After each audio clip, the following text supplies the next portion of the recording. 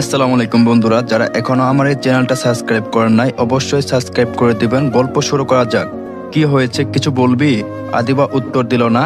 সে এদিক ওদিক কিছু একটা খুঁজছে। আদিবার গতিবিধি বোঝার চেষ্টা করলো, আরো বুঝে গেল হয়তো। আদি নিজের ওয়ালেটের উপর নজর দিল, সাথে সাথে আদিবাও সেই দিকে এগিয়ে গেল, কিন্তু সফল হতে পারলো না। আদি তার আগে ওয়ালেটটা নিজের দখলে নিয়ে নিয়েছে। আদিবা বেশ রুক্ষ কণ্ঠে বলল, আমি আপনার ওয়ালেটটা একটু দেখতে পারি? আদি সোজাসাপটা জবাব দিল, না। না কেন?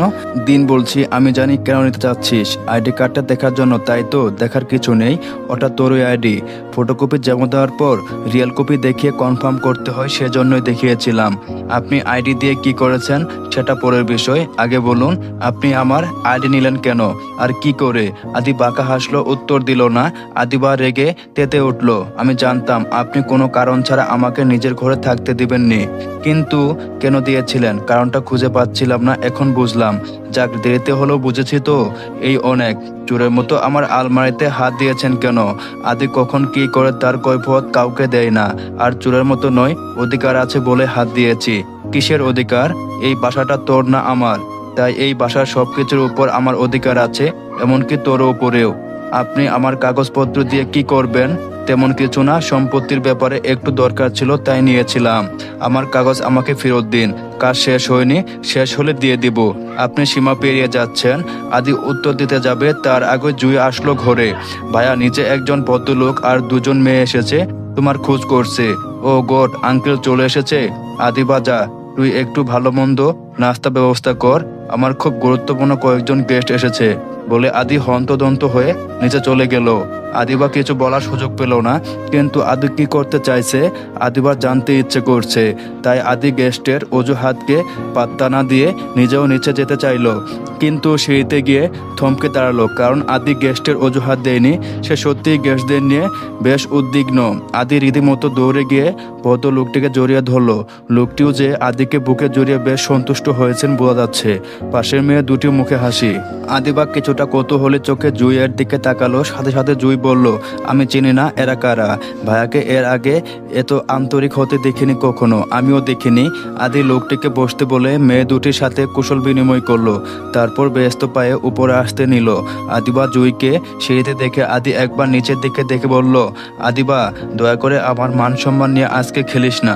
তুই যদি রান্না না করতে পারিস, করা দরকার নেই, নিজের ঘরে চলে যা বলে বাবা মায়ের ঘরে দেখে চলে গেল।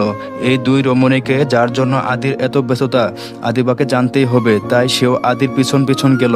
ঘরে ঢুকে দেখলো আদি তার বাবাকে টাকা দিচ্ছে। বাবা বাজারে সবচেয়ে বড় মাছটা নিয়ে আসবে, সাথে চিংড়ি গরু মাংস। মা ঘনদুধের পায়েস করো তো। আসলে আমার আগের বলা উচিত ছিল, কিন্তু আদিবাকে নিয়ে বের হতে গিয়ে মাথা থেকে একদম বের হয়ে গিয়েছিল। এই মেয়েটা সবসময় এত প্যারা দেয়। যাই হোক, কাকিয়াকে নিয়ে একটু সামলে নাও প্লিজ। অরিন অরিন অরিন, কোথায় তুই? বলতে বলতে আদি অরিনের ঘরে চলে গেল। আদিবাকে সে যেন কোনো পাত্তাই দিল না। আদির এমন ব্যস্ততা দেখে মোটামুটি সবাই অবাক হয়েছে। আদিবা ঘর থেকে বের হতেই দেখলো আদি অরিনকে বলেছে, সাবধান, একটাও বাড়তি কথা বলবি না, ঠিক আছে? জেসমিন আর সিনথিয়াকে নিয়ে বাগানে ঘুরতে যা। অরিন সন্দেহজনক চোখে আদিবার দিকে একবার তাকিয়ে আদির সাথে নিচে যেতে চাইলো। জুই আবারও তার মুখ খুললো, আদি বাপু, ঘটনা কি বলতো? ভাইয়া কি এখন সাদিয়াকে বাদ দিয়ে এই মেম সাহেবদের বিয়ে করবে নাকি? আদিবা চোখ গরম করে তাকালো জুইয়ের দিকে। যাক বাবা, আমি কি করলাম? যা দেখছি আমার এমনই মনে হচ্ছে, তাই তো বললাম। যদিও বাসার কেউ আত্মীয়দের চেনে না, কিন্তু আপ্যায়নে কোনো কমতি করা যাবে না, কারণ আদির করা আদেশ সবাই যেন গেস্টদের সাথে ভালো আচরণ করে। আদির কথা মতো রান্না বান্না করা হয়েছে। আদিবার অনিচ্ছা সত্ত্বেও তাকে কাজ করতে হচ্ছে। খাওয়া দাওয়া শেষে আদি সবাইকে নিয়ে বসার ঘরে বসলো। আদির বাবা মাও আছে। আদি সবার সাথে পরিচয় করিয়ে দিয়ে বলল তার সাথে আঙ্কেলের ভালো সম্পর্ক, তিনি তাকে ছেলের মতোই স্নেহ করেন। কথার মাঝখানে আদি আদিবাকে ডাকলো। আদি কিছুটা বিরক্তি নিয়ে এগিয়ে আসলো। আদি সাইড হয়ে আদিবাকে বলল, বস আদিবা। আদিবা আপত্তি করলো না, এসে বসলো। আঙ্কেল, মেয়ে পছন্দ হয়েছে, এটাই আদিবা, যার কথা ফোনে বলেছিলাম। আদির কথায় সবাই হা হয়ে তাকালো। কেউ কিছু বুঝে ওঠার আগে লোকটা বলল, তোমার পছন্দ আমারই পছন্দ। তাহলে আংটিটা পরিয়ে দাও। আদির কথায় আদিবা পুরো ভেবাচেকা খেলো, সাথে তার পরিবারের সবাই। আদির বাবা বলে উঠলো, এসবের মানে কি আদি? মানে আবার কি? আমার হাতে সময় নেই বাবা, তাই যা করার তাড়াতাড়ি করতে হবে। আমার অফিস এতদিনের লাটে উঠে গিয়েছে। আদিবার বিয়ে না হলে আমার বিয়েটাও তো হবে না, তাই না? তাই বলে এমন একজন সাথে বিয়ে, উনি এর বাবার বয়সী। তোমাদের মেয়েও খুব গুণবতী না, ছেলেরা পছন্দ করে না, তাই এই সিদ্ধান্ত নিয়েছি। যাই হোক আঙ্কেল, আংটিটা পরাও তো বলে আদিবার হাত টেনে ধরলো। লোকটি আদিবার হাতে আংটি পরিয়ে দিলেন। আদিবা কিছু বলার ভাষা হারিয়ে ফেললো। চোখ বেয়ে দুফোঁটা নোনা জল গড়িয়ে পড়লো। চোখের জল লুকাতে আদিবা ছুটে নিজের ঘরে চলে গেল। আঙ্কেল, বিয়ে তাই ঠিক করে জানিয়ে দিব কেমন? সামনের সপ্তাহে বিয়ে। লোকটি আদির হাতে হ্যাঁ মিলিয়ে দিয়ে বিদায় নিলেন। লোকটি বিদায় হতে ঘরে তুলকালাম শুরু হলো। আদির বাবা প্রচন্ড খেপেছেন। তুই কি শুরু করেছিস আদি? তুই যা বলবি তাই হবে। আদিবার ব্যাপারে তুই এত বড় সিদ্ধান্ত নিতে পারিস না? কেন পারি না? আমি যা করছি ওর ভালোর জন্যই করছি। ওর ভালো তোকে বুঝতে হবে না। ও কেন এমন একটা বিয়ে করবে? কারণ ওর জন্য আমার জীবনটা আটকে আছে। আমি বেঁচে থাকতে এই বিয়ে হতে পারে না, আমি হতে দেব না। কিন্তু বাবা, কেন হতে পারে না? বিশ্বাস করো, এই বিয়ে হলে আদিবা রাজরানী হয়ে থাকবে। এটা কোনোভাবে সম্ভব না। আদিবা কিছুতে এই বিয়েতে রাজি হবে না। আমি রাজি। পিছন থেকে আদিবা শক্ত কণ্ঠে বলে উঠল। আদিবার কথা শুনে আদি সহ বাকিরা সবাই ঘুরে তাকালো। আদির বলল, কি বললি? যা শুনছেন ঠিকই শুনেছেন, আমি এই বিয়ে করতে রাজি। যত তাড়াতাড়ি সম্ভব বিয়ের আয়োজন করুন। পৃথিবী উল্টে গেলেও আমি এই বিয়ে করব। ওরে মত পাল্টাপাল্টি না হতো না। এই বন্দি খাঁচায় আমার দম বন্ধ হয়ে আসছে। এবার আমি মুক্তি চাই। এবার আমি আপনাদের মুক্তি দেব, নিজেও মুক্ত হব। অনেক খেলেছেন আমাকে নিয়ে, আর না। এখান থেকে পড়লে মরার সম্ভাবনা নেই, বড়জোর হাত পা ভাঙতে পারে। আদির কণ্ঠে ধ্যান ভাঙলো আদিবার। হকচকে তাকালো তার দিকে। এই আদি বোধ হয় আদিবার শান্তি সহ্য হয় না, তাই আদিবা কিছু না করলেও জ্বালাতে চলে আসে বারবার। এত সব কাহিনী আদিবার আর ভালো লাগছে না, তাই একটু দম নিতে ছাদে এসেছিল। আদির সেটা সহ্য হয়নি। আদিবা গিয়ে দাঁড়ানো কয়েক মিনিটের মধ্যে সেও গিয়ে হাজির হলো। আদিবা রেলিং এর পাশে দাঁড়িয়ে সামনের দিকে তাকিয়ে আছে আর নিজের অবস্থার কথা ভাবছিল। হঠাৎ আদি পিছন থেকে এমন কথা বলে উঠলো। আদিবা ভুকুসকে বলল, কি বললেন?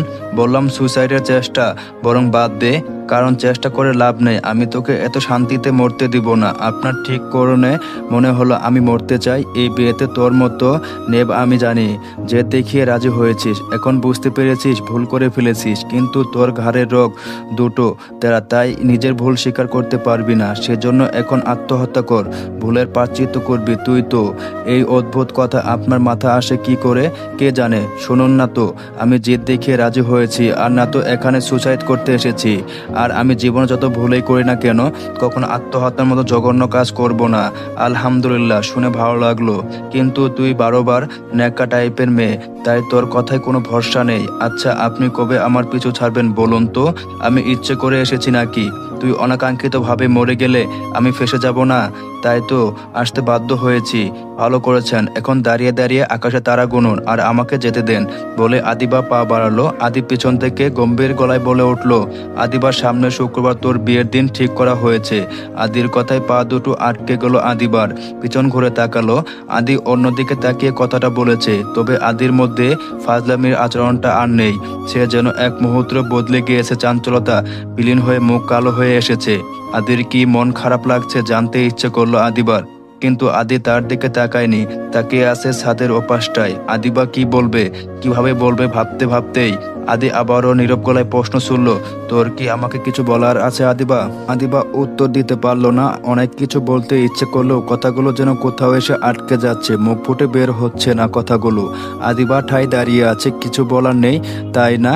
কি বা বলবে? তোর তো আমার সাথে কথা বলতে ইচ্ছে করে না। আমি বেহার মতো তোর পিছন পিছন ঘুরি, তোকে ডিস্টার্ব করি। যাই হোক, তুই এখন থেকে যেতে পারিস।